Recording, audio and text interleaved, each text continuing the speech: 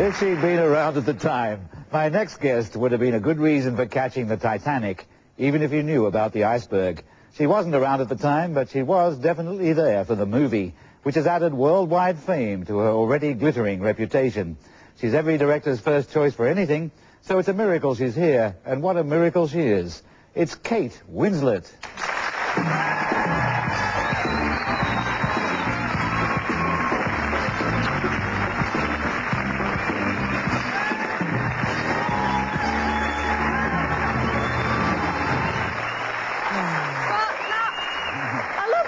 It was very you. Oh, yeah. Unfortunately, it wasn't mine. Had to go back. So, when did you first realize you wanted to be an actress? Oh, darling. Well, all my family act, so I sort of always knew that I wanted to do it. And I think it was probably when I was cast as Mary in my school nativity when I was 5. Right in the centre of the action, huh? Holding plastic baby Jesus in my arms and having a lump in my throat. And I remember thinking to myself, well, maybe there's something in this. So I think that was probably the moment. Yeah. And I was adamant about it as well. I remember my older sister Anna, and I used to do a lot of theatre, and sometimes we'd miss school because we were too tired. And Mum sort of didn't mind because she knew that we loved what we were doing. And I remember arriving at school one day and a girl said, "My mum thinks that it's really bad that your mum doesn't send you to school, and what about your education?" And I remember saying to her, and I was 10 years old, I remember saying to her, "What about my career?" I couldn't believe I said it. But I didn't, I wasn't sort of being arrogant about it. I really meant that. I was deadly serious about it, even then. But everyone in the profession has to start off doing other jobs just to get by. So what else did you do? I worked in delicatessen. I'm very good on cheese. You can identify cheeses. Yeah, I could. Now, I've heard this about you, and I took the liberty. Oh, my God. Oh, good God. What we have here is 3 samples of cheese from my refrigerator, right? And I'm going to give you one, and I thought... Can I do it? Well, if you could tell me what it is from here. I can't believe this is happening. I can't believe this is happening. I'll be dropping this, I tell you. Don't get it... Right, that's Munster. You tell that's Munster already? Because it stinks. Munster smells like cheesy feet. Well, practically everything in my refrigerator does, right? That's mighty impressive. Well, that is Munster. Yeah, that's Munster. Yeah, of course right. Of course you were right. I think I deserve a round of applause, actually.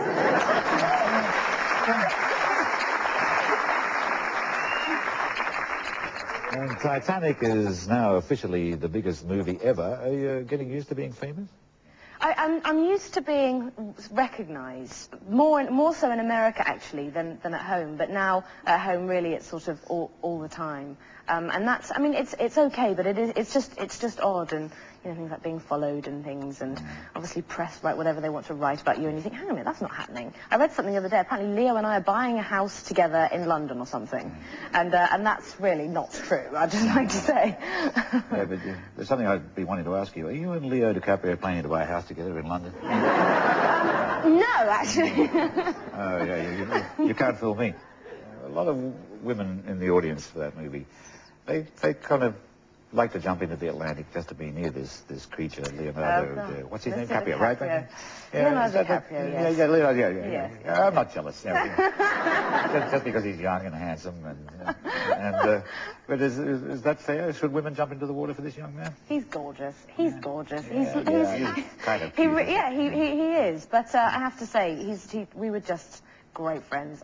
Such good friends. And to me, he's just... doing the love scene in the back of the car, we had such a laugh because it was very uncomfortable, and we kept getting covered in fluff, and all his makeup was on me and sliding off all over the place, and it was like sort of snogging your brother or something. And to say, my heart didn't flutter for him. Well, I have it in good authority that you and he are looking for a house in London. I assume this Mexican water you were both struggling in for months on end. It was heated, was it? No. What? Absolutely not, no. But I have to say that it was something that I asked for, and Leo was furious with me because he complained all the time and hated the cold water. I mean, and so did I, but, you know, you had to get on with it. But, I mean, the thing was, we were in the water for so many hours on end that it would have become so uncomfortable to be in the heat. And also, you know, I have to say, there's a bit of the old method actor bit going on there. And, you know... You need cold water. Yeah, and it would have... Yeah, absolutely, we did. I mean, and that shivering was real shivering. Yeah, actually, men have got an additional reason for not liking to be in cold water for a long time. That is method acting, right? There was a funny moment when... Oh, dear. Oh, God, I don't know if I can say this, but I went... When we were doing a scene in the corridor, in one of the waterlogged corridors downstairs, and there were no women down there at all, just because it was quite sort of dangerous, and all the boys were in wetsuits and everything, and there was me in that, you know, that chiffon dress, freezing cold. And I remember sort of standing there, and everyone was very sort of conscious of, you know, poor Kate freezing cold and everything, and I just went, so, it's Hard Willie's days, isn't it, boys? And it did, pardon the pun, but it did break the ice. Yeah. It looked kind of dangerous, because that scene when you're up against the gates, and the amount of water that's hitting you, I thought, how are they making sure you're safe in that, you know? Well, the thing is, it was incredibly safe all of the time, but at times it didn't feel like it. So even though it looks as though we're relieved and very smoothly go through the gates and under the pipe and up the other side, it wasn't like that at all. There were 5 safety divers under the water untangling my high heel shoes from my dress and the coat from the gate. And Leo, who's playing through like a complete champion, was also pulling my coat from out of the gate as well. So, and it was quite scary because I thought, oh, God, I'm gonna go under here. Well, I think that's why those scenes work. You can't figure out how they're done, but you know it can't be easy. You know? Yeah. But I presume there were no stunts in Sense and Sensibility at the time. I have to tell you, you're very wrong. Yeah. The scene when Marianne and Willoughby meet, I was repeatedly throwing myself down that hill. And I tell you, I'm injured on every job I do.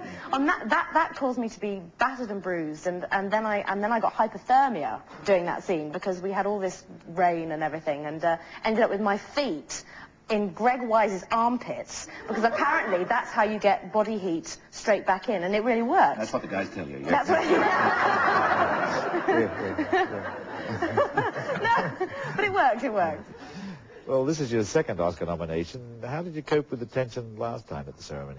I did. Emma Thompson said to me, listen, it's honestly just like going to see a fantastic show. And actually, it really is, because there are so many people to look at with those fabulous frocks. And it's really fascinating. And then it's not just award after award after award. They have all these wonderful musical numbers in between and people singing and things. And it's always very funny. So it was a laugh. But Mum and Dad and I did kind of amble through it a bit. A bit like the Beverly Hillbillies. Getting out of the car, Mum stepping on my dress and going, Mum, Mum! And there's this sort of loads of people standing there going, hey, Kate, and I want you to go, no, it's only me, it's fine. Really, don't get all over excited. My mother's standing on my dress. It was very funny. There's fuss in the press because you aren't the standard Hollywood shape. Does that bother you? It doesn't bother me. No, it doesn't. No, it doesn't, because at the end of the day, I mean, I really have gone to hell and back with this whole blimmin' weight thing, and I was very big when I was younger, and very sensibly lost a lot of weight, and then went the other way, and made myself really quite ill, and now I'm reaching a point where I'm happy, and so that's why it is faintly frustrating that, you know, that they are sort of kicking up a fuss, because I just think, oh, God.